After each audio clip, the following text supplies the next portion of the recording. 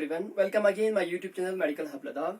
Today I am here with another topic that is drug affecting coagulation of blood. कल इस lecture में जो है हम डिस्कस करने जा रहे हैं drugs acting on blood and blood forming organs. जो ड्रग्स हम blood and blood forming organs, blood के ऊपर मींस कोगुलेशन मैकेनिज्म हैं, ब्लड के ऊपर एक्ट कर रहे हैं एंड ब्लड फॉर्मिंग ऑर्गन्स के ऊपर कैसे एक्ट कर रहे हैं, ये टॉपिक आज हम डिस्कस करने जा रहे हैं. इसमें से सबसे फर्स्ट पॉइंट जो है आज हमने उठाया है drugs affecting coagulation of blood. Drugs जो है एक्ट करते हैं कोगुलेशन ऑफ ब्लड. तो हमें सबसे पहले पता होना चाहिए कि कोगुलेशन मैकेनिज्म किसे कहा जाता है. जब हमें कोगुलेशन मैकेनिज्म का नॉलेज होगा तब हम ड्रग्स यूज कर सकते हैं.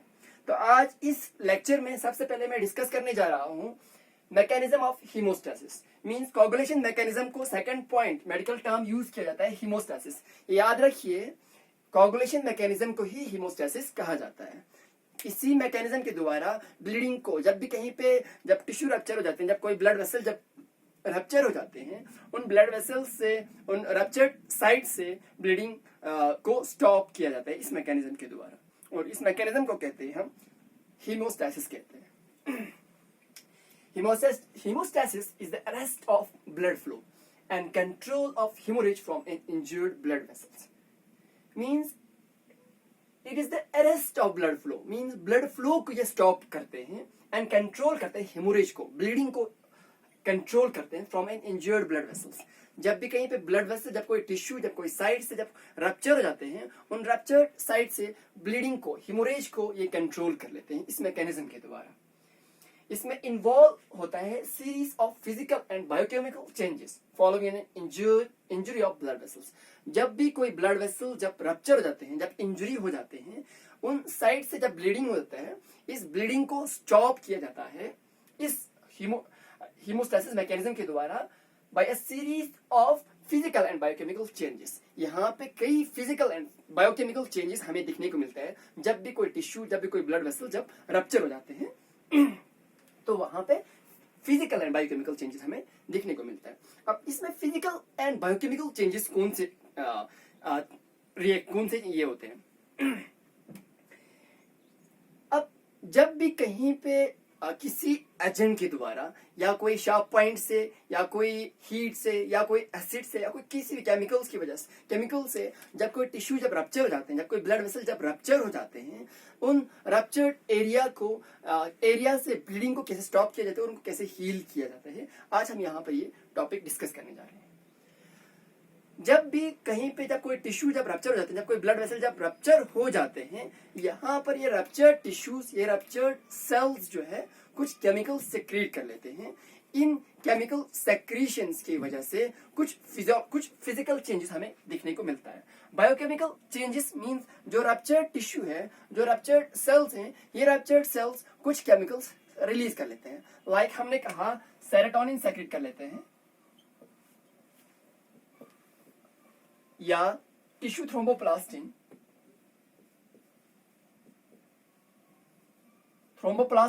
ये कुछ केमिकल सेक्रेट कर लेते हैं जो दूसरे सेल्स के ऊपर एक्ट करते हैं और वहां पर हमें कुछ फिजिकल चेंजेस देखने को मिलता है. अब हमने कहा जो रप्चर्ड टिश्यूज हैं, ये रप्चर्ड टिश्यूज कुछ केमिकल सेक्रेट कर रहा है.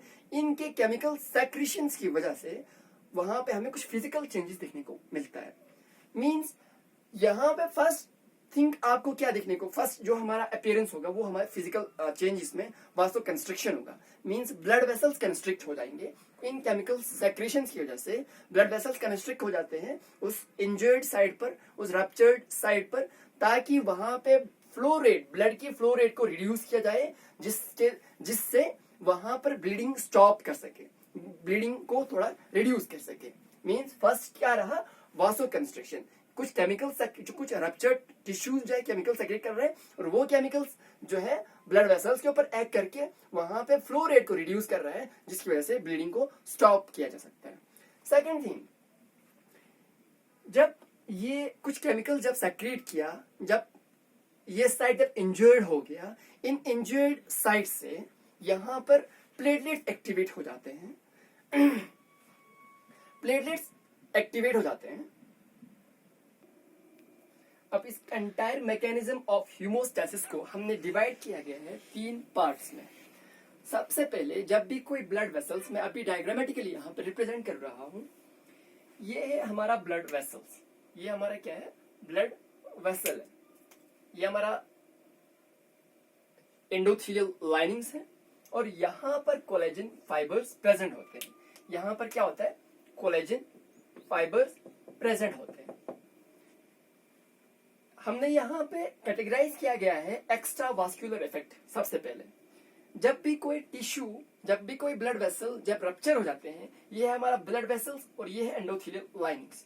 यहाँ से ब्लड सेल्स फ्लो कर रहा है, सर्कुलेट कर रहा है। जब भी कोई ब्लड, जब ये साइड जब इंजर्ड हो जाते हैं, ये ब्लड सेल्स आउटसाइड की तरफ मूव कर रहा है, फ्लो कर रहा है।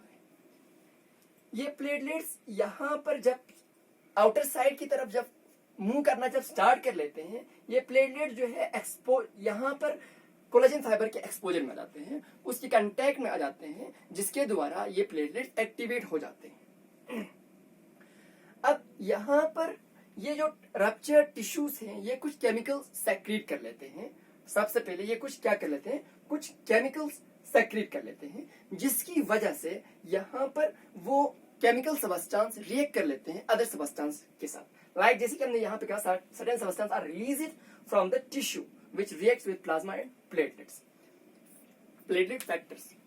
जो रप्चर टिश्यूज हैं, उन्होंने क्या सेक्रेट किया था, सेरोटोनिन लाइक टिश्यू थ्रोम्बोप्लास्टिन, ये कुछ केमिकल सेक्रेट किया था।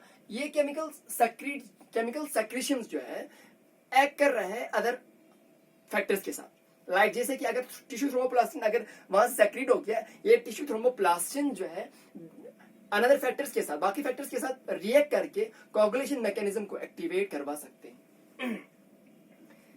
ये रहा एक्स्ट्रा वास्कुलर इफेक्ट। सेकंड है वास्कुलर इफेक्ट। वास्कुलर इफेक्ट में सबसे पहले क्या होता है कि वासो कंस्ट्रिक्शन हो जाते हैं। वास्कुलर इफेक्ट मींस यहाँ पर ब्लड वेसल्स अपने आप इसमें इन्वॉल्व होता है, इस हीमोस्टेसिस मैकेनिज्म में। अब जब भी यहाँ से जब किसी शार्प पॉइंट के द्वारा जब ये टिश्यू जब रप्चर हो रहा है, ये रप्चर टिश्यू जब ये टिश्यू जब रप्चर हो गया, तो यहां से कुछ केमिकल सेक्रेट होके क्या कर दिया, ब्लड वेसल्स को कंस्ट्रिक्ट कर दिया। Contraction of damaged blood vessels which is called वासो कंस्ट्रिक्शन। सो कहते हैं वासो कंस्ट्रिक्शन मींस फर्स्ट इसका रेस्पॉन्स क्या रहता है, वासो कंस्ट्रिक्शन।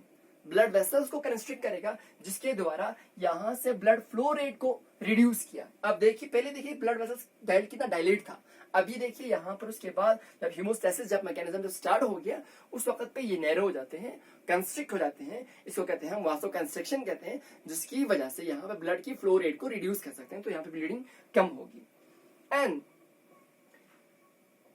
सेकेंड है platelet plug formation. Platelets plug formation, जब ये सेल्स इस रप्चर्ड साइड से जब आउटसाइड की तरफ जब मूव करना स्टार्ट कर लेते हैं, ये सेल्स यहाँ पर कोलेजन फाइबर्स के कांटेक्ट में आ जाते हैं। कोलेजन फाइबर्स के कांटेक्ट में आने की वजह से ये प्लेटलेट एक्टिवेट हो जाते हैं, और ये एक्टिवेटेड प्लेटलेट जो है कुछ केमिकल सबस्टेंस सेक्रेट कर लेते हैं, एंड कुछ मॉर्फोलॉजिकल चेंजेस भी आ जाते हैं। अदरवाइज अगर ये प्लेटलेट्स की अगर हम मॉर्फोलॉजी की अगर हम बात करें, ये डिस्क शेप होते हैं, नॉन न्यूक्लिएटेड सेल्स होते हैं, जो ओरिजिनेट कहाँ से होते हैं, मेगाकैरियोसाइट से। बोन मैरो से ये सेल्स सिंथेसाइज होते हैं बाय द फ्रैगमेंटेशन, मींस उस मेगाकैरियोसाइट्स के अंदर ग्रेन्यूल्स प्रेजेंट होते हैं, और इन ग्रेन्युलेशंस के द्वारा, फ्रैगमेंटेशन के द्वारा एक ही सेल से numbers of thousands of cells वहां से सिंथेसाइज हो सकते हैं। और ये सेल्स जब एक्टिवेट हो जाते हैं, यहाँ पर ये सेल्स जो है they are forming pseudopods, finger like projections. वो अपनी सरफेस एरिया को इंक्रीज कर लेते हैं, और ये जब अपने सरफेस एरिया को इंक्रीज कर लेते हैं, फिंगर लाइक प्रोजेक्शंस बनाते हैं, तो एक दूसरे के साथ वहां पे एक दूसरे कंटेक्ट में आने में ज्यादा से ज्यादा इनको हेल्प मिल जाता है। सेकेंड थिंग, ये एक्टिवेटेड प्लेटलेट जो है कुछ केमिकल सबस्टेंस भी सेक्रेट कर लेते हैं। लाइक इसमें एडीपी, एडिनोसिन डाइफॉस्फेट सेक्रेट कर लेते हैं, और ये adenosine diphosphate act as a promoter के तौर पे वर्क कर लेते हैं, और ये अदर प्लेटलेट्स को एग्रीगेट करने में हेल्प कर लेते हैं। और तब तक ये एडीपी सेक्रेट करते रहता है जब तक यहाँ पे प्लग फॉर्मेशन ना हो, अब यहाँ पे देखिए प्लग फॉर्मेशन मींस ये प्लेटलेट, एक्टिवेटेड प्लेटलेट जो है एग्रीगेट होके अपनी मॉर्फोलॉजी को चेंज करके अपनी सरफेस एरिया को इंक्रीज करके यहाँ पर सारे गैदर हो गए और इस रप्चर्ड साइट को सील करने में हेल्प कर रहे हैं, सील कर रहा है इसको। और यहाँ पे जो ये क्लॉड जो बना रहे हैं इसको कहते हैं हम प्लेटलेट प्लग्स कहते हैं इसको।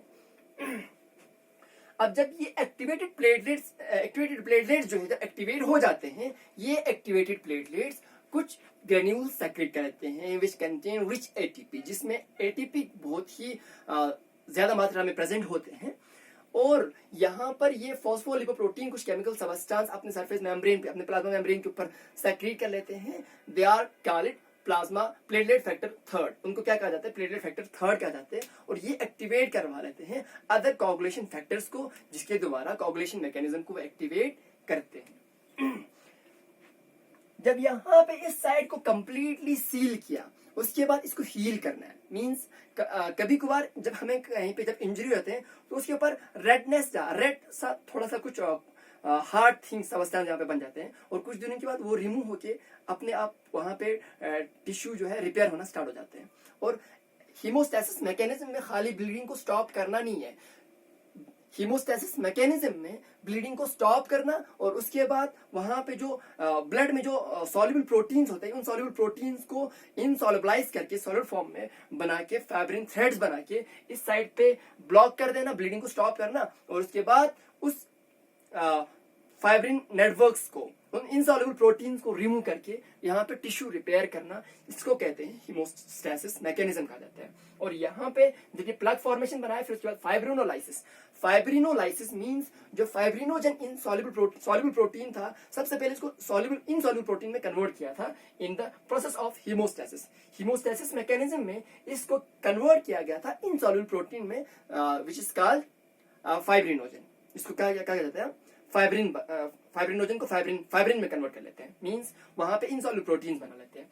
और उसके बाद इन इनसॉल्युबल प्रोटीन्स को प्लाज्मिन जो है एक एंजाइम होते हैं और उस एंजाइम के द्वारा फाइब्रिनल यहाँ पे फाइब्रिनेज एक एंजाइम होता है। ये एंजाइम इस फाइब्रिन थ्रेड्स को डिसॉल्व करके, सॉल्युबलाइज करके, इसको रिमूव करके फिर इसके बाद वहां पे टिश्यू रिपेयर किए जाते हैं और वो साइट हील हो जाते हैं। जैसे कि आप यहाँ पे देख सकते हैं, फर्स्ट में टिश्यू रप्चर होकर ब्लड रिलीज बाहर फ्लो हो रहा है, सेकंड में इसको स्टॉप कर दिया और थर्ड में इस साइड को पूरा क्लीन करके पहले जैसे था वैसे इसको क्या कर दिया, हील अप कर दिया।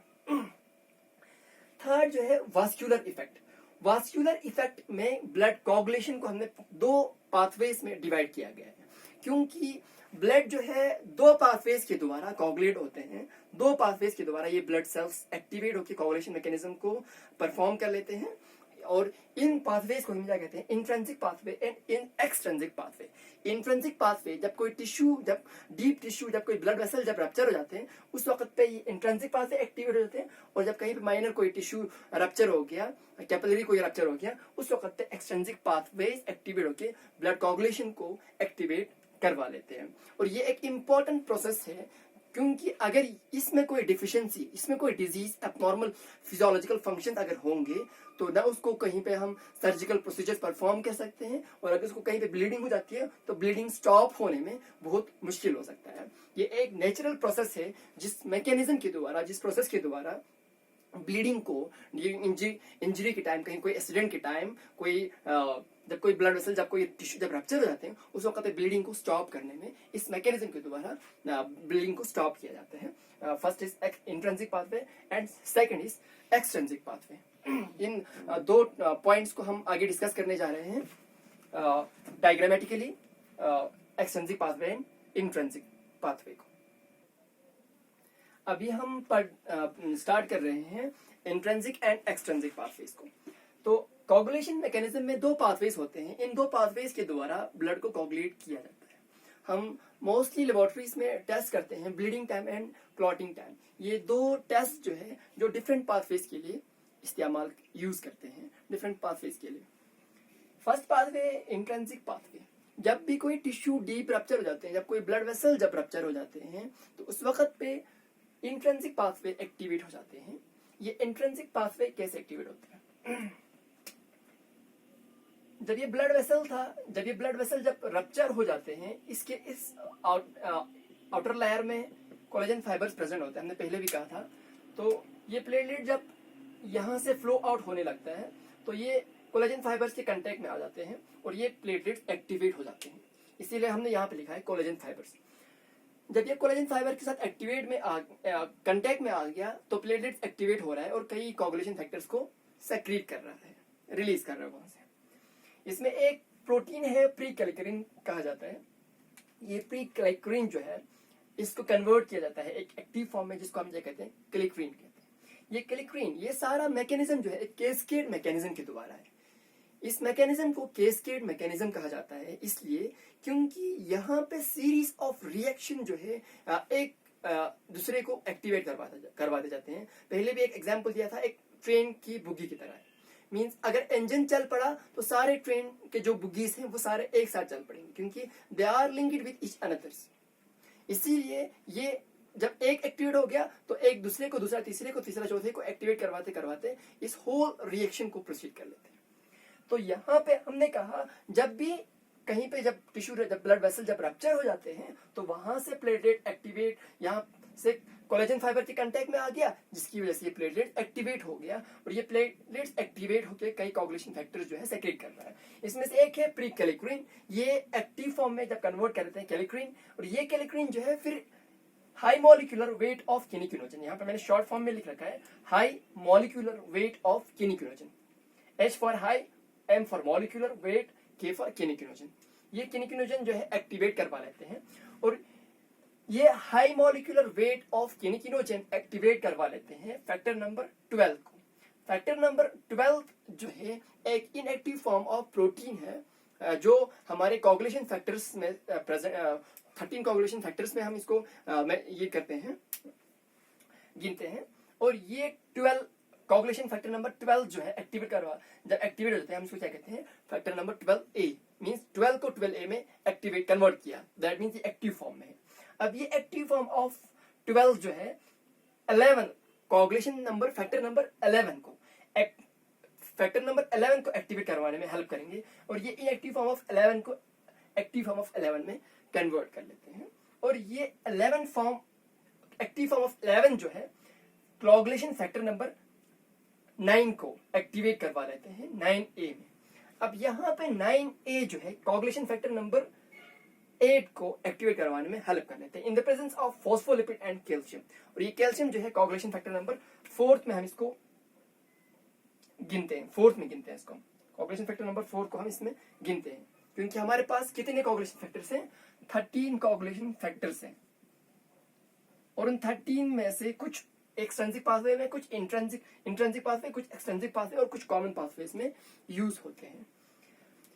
अब हमने यहाँ पे कहा in the presence of phospholipid and calcium, इन दोनों के प्रेजेंस पे कोगुलेशन फैक्टर नंबर 9 जो है, कोगुलेशन फैक्टर नंबर 9 जो है 9 ने 8 को एक्टिवेट किया और एक्टिव फॉर्म ऑफ 8 ने इन द प्रेजेंस ऑफ कैल्शियम के प्रेजेंस पे कोगुलेशन फैक्टर नंबर 10 को एक्टिवेट किया 10-8 में, जिसको हम स्टार्ट पावर फैक्टर कहते हैं और यहां से कॉमन पाथवे स्टार्ट होता है। देखिए कोगुलेशन मैकेनिज्म का इसका मोटिव क्या है। हमने कहा 13 कोगुलेशन फैक्टर्स हैं। ये 13 कोगुलेशन फैक्टर्स में से कुछ सॉल्युबल प्रोटीन्स हैं, कुछ एंजाइम्स हैं। अब देखिए फाइब्रिनोजन जो है लास्ट वाला, ये फाइब्रिनोजन जो है ये एक सॉल्युबल फॉर्म ऑफ प्रोटीन है जो कि कोगुलेशन फैक्टर नंबर 1 है। हमारे 13 कोगुलेशन फैक्टर में से कोगुलेशन फैक्टर नंबर 1 थे और ये सॉल्युबलाइज होता है अब नॉर्मल केसेस में, जब कहीं पे ब्लड सर्कुलेशन में ये सॉल्युबलाइज होता है, मींस डिसॉल्व होके होता है, ठीक है।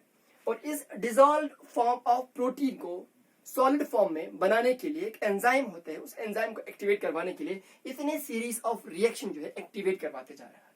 और इस पाथवे को हम क्या कहते हैं, इंट्रिंसिक पाथवे कहते हैं। क्यों? क्योंकि ये पाथवे जो है ब्लड वेसल्स के इनर साइड में, इंटरनल साइड में प्रोसीड होता है, इसीलिए हम इसको कहते हैं इंट्रिंसिक पाथवे कहते हैं। और ये as compare to extrinsic pathway काफी लॉन्ग टाइम के लिए होता है क्योंकि इसमें जो है सीरीज ऑफ रिएक्शन ज्यादा है as compare to extrinsic pathway. अब उसके बाद इस पाथवे को कहते हैं हम कॉमन पाथवे कहते हैं, मींस कोगुलेशन फैक्टर 10 के बाद जो पाथवे चलेगा उसको कहते हैं कॉमन पाथवे। क्यों? क्योंकि ये पाथवे एक्सट्रिंसिक के लिए भी सेम है। एक्सट्रिंसिक और एक्सट्रिंसिक दोनों आकर एक साइड पर मिलते हैं, वो है यहाँ पे start power factor, factor number 10 पर दोनों आके मिल जाते हैं और यहाँ पे एक ही कॉमन पाथवे को प्रोसीड करते हैं आगे। अब स्टार्ट पावर फैक्टर जो है इसको एक्टिवेट करवाते हैं 10A में, जो active form of start power factor है। और active form of start power factor जो है in the presence of phospholipid coagulation factor number 5 को 5A में कन्वर्ट कर लेते हैं, जो active form of coagulation factor number 5 है।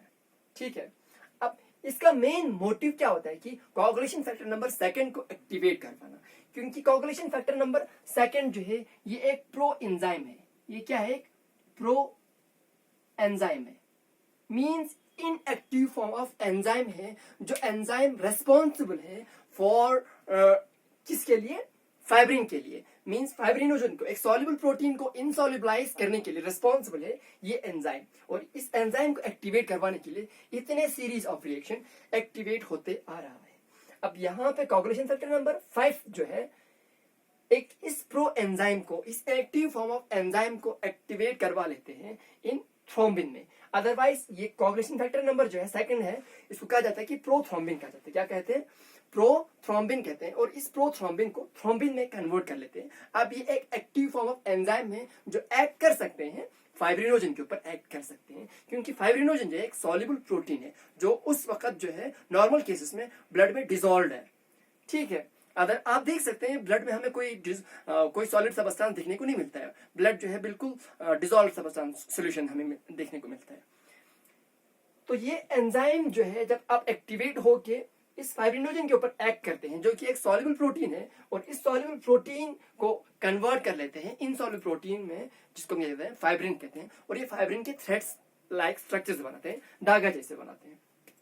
लाइक जैसे कि अगर ये हमारा ब्लड वेसल था, ये साइड जब रप्चर हो चुका है तो यहाँ पे लास्ट में जो इसके अंदर जो प्रोटीन्स प्रेजेंट थे, जो सॉल्युबल प्रोटीन थे, जो फाइब्रिनोजन प्रेजेंट थे, ये फाइब्रिनोजन जो है in the presence of enzyme, इस active form of enzyme thrombin के प्रेजेंस पे ये प्रोटीन जो है कोगुलेट होके यहाँ पे नेटवर्क बनाते हैं। ऐसे थ्रेड लाइक, फाइब्रिन के थ्रेड लाइक स्ट्रक्चर्स बनाएंगे। और इन थ्रेड लाइक स्ट्रक्चर्स में यहां से फ्लो हो रहा है WBCs, RBCs, प्लेटलेट जो है ये फ्लो आउट हो रहे हैं बाहर की तरफ। और यहाँ पर इन नेटवर्क लाइक स्ट्रक्चर में इन सेल्स को ट्रैप किया जाता है और उस साइड को सील किया जाता है। इसीलिए ये फाइब्रिन जो है एक थ्रेड लाइक स्ट्रक्चर्स बनाते हैं, जो बिल्कुल एक नेटवर्क, ये थ्रेड लाइक स्ट्रक्चर जो है एक नेटवर्क बना के उस साइड को सील ऑफ किया जाता है, जिसको हम क्या कहते हैं? फाइब्रिन कहते हैं। और यहाँ पे इन the presence of coagulation factor number 13 and calcium, coagulation factor number 4, इन दोनों के प्रेजेंस पे ये एक स्टेबलाइज्ड फाइब्रिन नेटवर्क बनाते हैं और जिसके द्वारा कोगुलेशन मैकेनिज्म को स्टॉप किया जाता है। और इसमें हम क्या कहते हैं?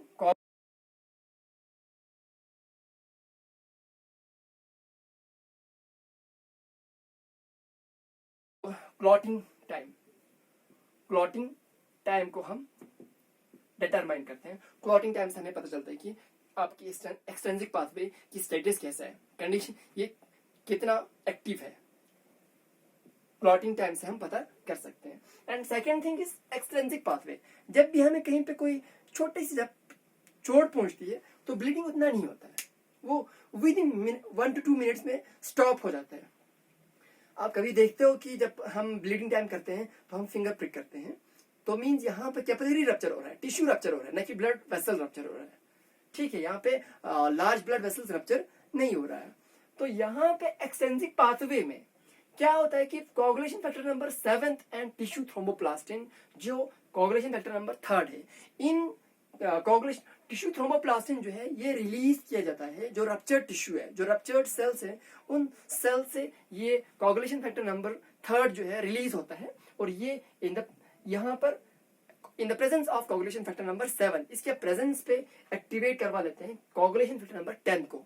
मींस इसीलिए ये बहुत ही शॉर्ट है यहाँ पे, क्योंकि कुछ ही केमिकल रिएक्शन है, सीरीज ऑफ रिएक्शन, एक ही दो ही chemical series of chemical reaction है। इसीलिए as compare to intrinsic pathway extrinsic pathway बहुत ही फास्ट होता है, क्योंकि क्लॉटिंग टाइम जो है 5 to 9 मिनट्स के लिए होता है, ये 1 to 2 मिनट्स के लिए ही होता है। तो 1 से 2 मिनट के अंदर जो है ब्लीडिंग को स्टॉप किया जाता है इन एक्सट्रिंसिक पाथवे के द्वारा, इस एक्सट्रिंसिक पाथवे के द्वारा, क्योंकि इसमें बहुत ही कम सीरीज ऑफ रिएक्शंस है और वो डायरेक्टली किसको एक्टिवेट कर रहा है, कॉमन पाथवे को एक्टिवेट करवा के वहां उस साइड में जो सॉल्युबल प्रोटीन है, फाइब्रिनोजन है, उस फाइब्रिनोजन को फाइब्रिन में कन्वर्ट कर रहा है, थ्रोम्बिन ये active form of enzyme convert करके उस साइड में थ्रेड लाइक स्ट्रक्चर्स, फाइब्रिन के थ्रेड नेटवर्क लाइक स्ट्रक्चर्स बना के उस साइड को सील अप करके ब्लीडिंग को स्टॉप किया जाता है।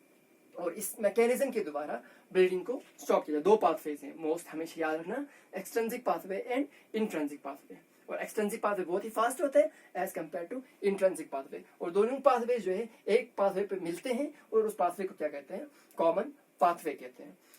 और उसके बाद जब इस साइड पर, हीलिंग साइड पर इसने क्या बनाया, थ्रेड लाइक स्ट्रक्चर्स बनाया। अब इस थ्रेड लाइक स्ट्रक्चर को तो इस पे रखना नहीं है, क्योंकि हमने कहा कोगुलेशन मैकेनिज्म, हम उस मैकेनिज्म को कहते हैं जब भी कहीं पे जब टिश्यू रप्चर, जब ब्लड वेसल जब रप्चर हो जाते हैं, सबसे पहले उसको ब्लीडिंग को स्टॉप कर रहे हैं, उसके बाद हीलिंग भी करना है। इस प्रोसेस के अंदर हीलिंग प्रोसेस भी आता है। तो यहाँ पर इस प्रोटीन को, इस सॉलिड प्रोटीन को डिसॉल्व करना है। ब्लड में एक प्रो एंजाइम प्रेजेंट होते हैं जिसको हम क्या कहते हैं, प्लाज्मिनोजन कहते हैं। क्या कहते हैं, प्लाज्मिनोजन कहते हैं। ये प्लाज्मिनोजन जो है एक इनएक्टिव फॉर्म ऑफ एंजाइम है, और ये एंजाइम एक्टिवेट होके किस में कन्वर्ट होता है, प्लाज्मिन में कन्वर्ट होता है। किस में कन्वर्ट होता है, प्लाज्मिन में कन्वर्ट होता है। और ये प्लाज्मिन एक एंजाइम है जो इस प्रोटीन को डिसॉल्व कर सकते हैं, जो इस प्रोटीन को ब्रेक डाउन कर सकते हैं, क्योंकि इस प्रोटीन को ब्रेक डाउन करना एक इम्पोर्टेंट इसमें एक पार्ट है। क्योंकि अगर जब तक इस प्रोटीन को डिसॉल्व ना करे तब तक ये साइड जो है हील नहीं हो सकता, टिश्यू रिपेयर नहीं हो सकता। ह्यूमंस के, एनिमल्स के अंदर, लिविंग सिस्टम के अंदर एक सिस्टम है जिसको हम क्या कहते हैं, अपने आप रिपेयरिंग, सेल्फ रिपेयरिंग एक सिस्टम है जिसको हम क्या कहते हैं, टिश्यू रिपेयरिंग सिस्टम कहते हैं। इसमें एक रिपेयरिंग सिस्टम आता है और उस सिस्टम के द्वारा उस साइड को हील अप किया जाता है। अब सबसे मेन पॉइंट क्या रहा, उस साइड में से सबसे पहले उस प्रोटीन को हटाना, उस साइड को, उन चीजों को, उन सॉलिड प्रोटीन्स को पहले हटाना पड़ेगा। और इसको हटाने के लिए यहाँ पे एक एंजाइम होता है, इनएक्टिव फॉर्म ऑफ एंजाइम। इस एंजाइम को कहते हैं प्लाज्मिनोजन कहते हैं, और इस प्लाज्मिनोजन को एक्टिवेट करवाते हैं इन प्लाज्मिन में। अब ये एक्टिव फॉर्म ऑफ एंजाइम इस प्रोटीन को डिसॉल्व कर लेते हैं, इस प्रोटीन को क्या कर लेते हैं, डिसॉल्व कर लेते हैं, उस साइड से डिसॉल्व करके, ब्रेक डाउन करके रिमूव कर देते हैं। और उस एरिया पे, और इस एरिया में आहिस्ता आहिस्ता यहाँ पर क्या होगा, रिपेयर होना स्टार्ट हो जाएगा। जो हमारा रप्चर्ड साइड था वहां से इन सॉलिड प्रोटीन्स को डिसॉल्व करके, ब्रेक करके रिमूव करते जाएंगे, और वहां पर टिश्यू रिपेयरिंग सिस्टम के द्वारा उस साइड को हील अप करते जाएंगे। इस मैकेनिज्म के द्वारा ब्लीडिंग को स्टॉप किया जाता है। नेक्स्ट लेक्चर में हम पढ़ेंगे कि drugs affecting on coagulation mechanism, क्योंकि आज ये समझ आना बहुत ही इंपॉर्टेंट था, क्योंकि जब तक हमें कोगुलेशन मैकेनिज्म समझ ना आए तब तक हम ड्रग्स के बारे में नहीं पढ़ सकते हैं, क्योंकि सबसे पहले हमें इसका नॉलेज होना चाहिए कोगुलेशन मैकेनिज्म। अब उसके बाद जो है इसमें जो भी प्रॉब्लम, जो भी फिजियोलॉजिकल प्रॉब्लम्स जो है, जो भी डिफिशियंसी प्रॉब्लम्स आ रहे हैं, उन प्रॉब्लम्स में, उन कंडीशंस में हम कौन से ड्रग्स यूज कर लेते हैं, वो हम नेक्स्ट लेक्चर में